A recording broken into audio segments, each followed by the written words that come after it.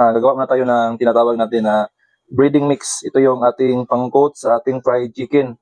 So dito, meron tayong third class na harina, 1 kilo. Ang brand po nito ay Baby Panda. So atin na itong lalagyan ng cornstarch. Yan. Bali po, ang cornstarch natin nilalagay ay 14 tablespoon.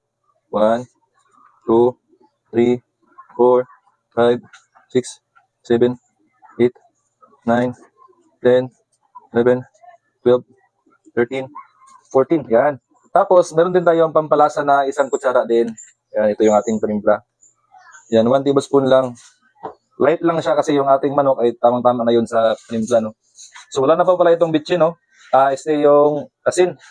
Kasi yung ating manok ay tama na sa alat.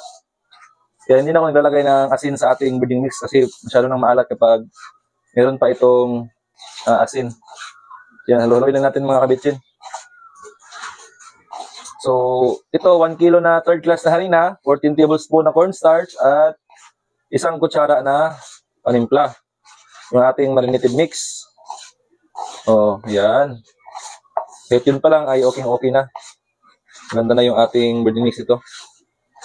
So, ayan.